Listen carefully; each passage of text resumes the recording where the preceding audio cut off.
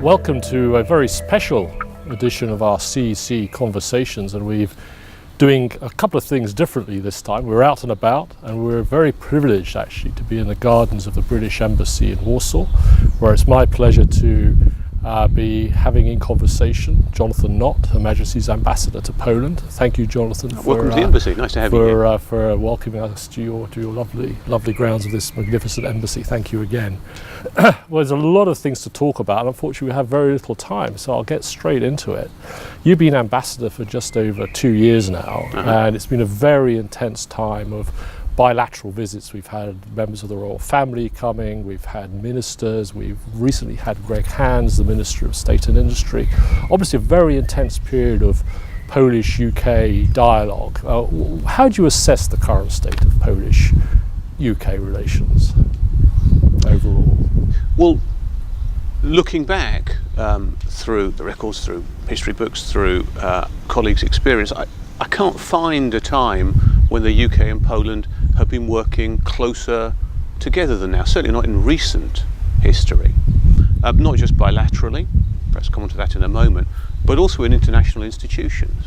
So for example in NATO, we work hand in glove. We share very, very similar values and analyses. And then of course this year in the UN Security Council, we're working very closely together ever since Poland took up its seat in January. But you're right, bilaterally, we now have annual cabinet-to-cabinet meetings at which the Prime Minister and senior ministers decide how governments are going to work together over the next 12 months. We then have our leaders in civil society coming together once a year in our Belvedere Forum. This year we've launched a couple of new initiatives too, or are launching a couple of new initiatives. We had our Business, Trade and Investment Forum opened, as you mentioned, by Greg Hands and Minister Emilewicz as well, encouraging and building on our trade and investment partnership. Later in the year we'll be looking at education, we'll be looking at universities and research, bringing together leaders in those fields to make sure that British and Polish people, institutions, leaders understand each other's approaches, make the most of the opportunities that we have to work together.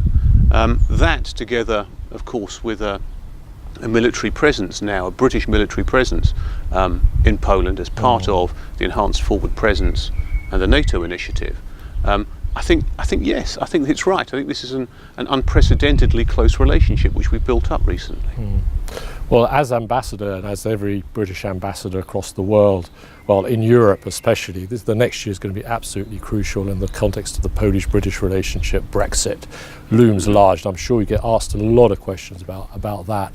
So moving forward a little bit, I mean, where do you see the main challenges and opportunities for the UK-Polish relationship, and what are the main issues that are going to be dominating the dialogue over the next year or so as Brexit comes upon us? Is it on the trade issue? Is it perhaps on the defence-security relationship? Or is it on the difficult, sometimes perhaps difficult issue of mutual citizens' rights, whether it's Poles in the UK and UK citizens in Poland? There's a lot of uncertainty still about that a little bit. Can you clarify where you see the main priorities for the British Embassy in Warsaw in this crucial period that we're going to have in front of us? I think really among all of the EU 27 countries, I can't think of another one which will be impacted more by Brexit than Poland, across all of the dossiers you just talked about.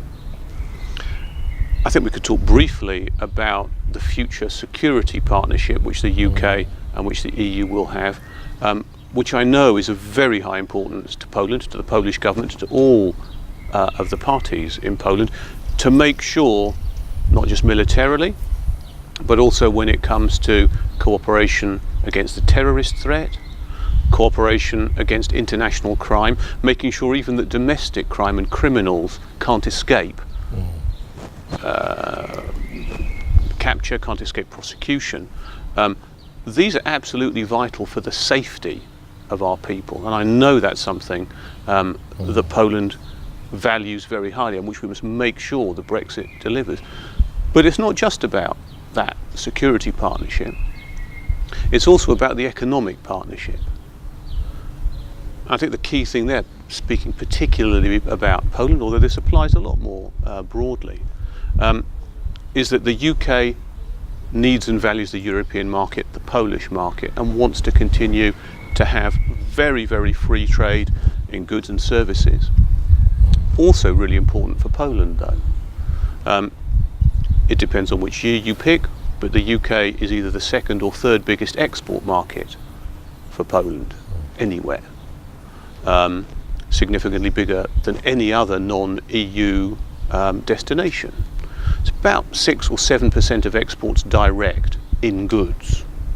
But that doesn't include indirect exports. So for example, something being put together in Germany and then exported to the UK doesn't come into those statistics, so it's undervalued. So that number probably gets up to significantly higher than 7%, and so is very significant. It's particularly significant for a series of sectors as well, whether it's in terms of freight, whether it's in terms of agri-foods, whether it's in terms of machinery and auto. The UK is a very, very big importer of Polish goods, so it's really important for Poland that that works. Not just goods either. 10% of Poland's services exports are to the UK. So what I hope and think will happen is that not just Poland, but the rest of the EU will see the importance of getting this deal right. Not being hung up on the deals we've done in the past, not being hung up on FTAs in this case, which we've done with other countries, but appreciating that this is different. This is something which really, really matters to both sides, and which we shouldn't try and force an old solution on. What we need is something which suits, which is appropriate for the relationship that we've got. We haven't talked very much about exchanges in education, so making sure that joint projects like Horizon 2020, Erasmus, are still open to some sort of collaboration as well, so that our institutions, our young people, can still get benefits from working together. And finally, you mentioned the flow of people. One of the things which the UK government is absolutely committed to is making sure that those Poles who are in the UK when we leave the EU on the 29th of March pretty much retain all of the rights, privileges and accesses that they have now. The people who arrive in the UK during the implementation period, that's up until the end of 2020, will have very, very similar rights, privileges, access. And the reason behind that is because that's the right thing to do, that's the fair thing to do, but also because the UK values, in this case, the Polish people who have come to the UK. We recognise the contributions that they've made to our economy, to our culture and to our society. We don't want those people to leave. So the idea which is sometimes out there in the media that the UK is closing its doors is absolutely not true. And we think and hope that that's a reassurance for the Poles who are in the UK now, but also for the rest of Poland too. That's all good news. I mean, in terms of the British-Polish relationship, of course, whilst the UK is still part of the EU, undoubtedly it has a continuing interest in some of the other issues which are perhaps a little bit more difficult for Poland in Europe right now. As we all well know, there are controversies over Poland's policies on migration. There is some suggestion that there is a rule of law issues in Poland. There's controversy recently about some historical issues of historical memory and the Holocaust and so on, all of which are very controversial for Poland. Do you see a role for the UK to try and smooth over those controversies? And in fact, what is the UK position on that? And will that change after Britain leaves the EU at all? Well, as you said, we're members of the EU now, and so part of those conversations, and that's right. And until the end of March, we are fully paid up and want to make sure that we can contribute to EU debate, to the decisions that the EU takes across the board, because it's in our interests for there to be a stable, firm, prosperous EU, because these are our neighbours. These are the people we want to cooperate with, I said before, in security and in trade. So we're very, very much engaged as a country while we're still members of the EU. On those particular issues that you mentioned, yes, we talk a lot with European colleagues, with Polish colleagues here about them, because that's what friends do. We talk about these issues. When it comes to migration, our view is that each country must decide its own policy in accordance with international law. For us, we value very much an open policy. We value the cosmopolitan society that's grown up in the UK, but accept that other countries might have different views. When it comes to the rule of law, we think that each country is responsible for the interpretation of its own constitution, but that at the same time, every country must ensure that the judiciary, the courts, are independent. That's part of the basis of the good running of a democratic country.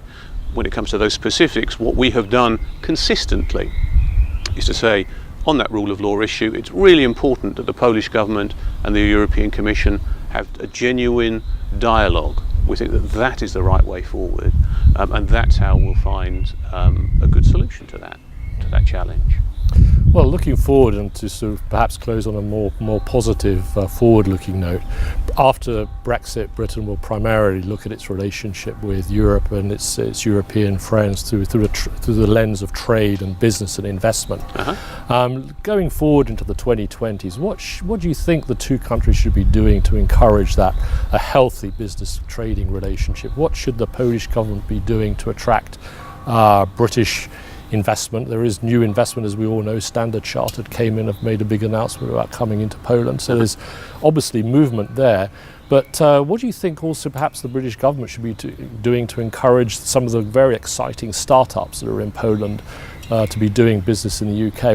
Do you think there's a lot that can be done in those areas going forward into the next decade? Well, I think so, because you're right, there's been an important and encouraging growth in trade and investment from both sides. And we've seen that over the last several years. We're not satisfied with that. Good in this case is not good enough.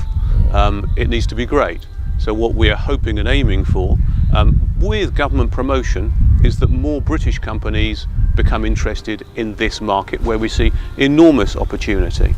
But equally, the Polish companies who maybe have been a little bit more local as they look for suppliers, as they look for partners, raise their eyes a little bit and see the opportunities in the UK with UK companies.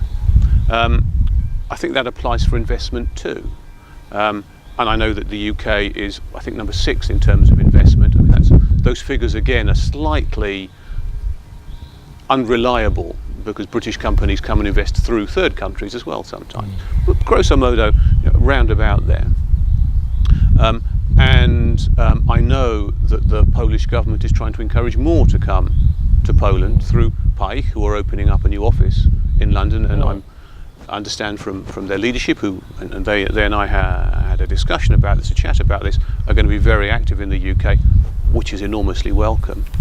Equally, we here are being very active. I have a new team in the embassy, in fact, as of 12 months ago, who are explaining to Polish companies, Polish business organisations, the opportunities for growth, the opportunities for internationalisation which lie in the UK.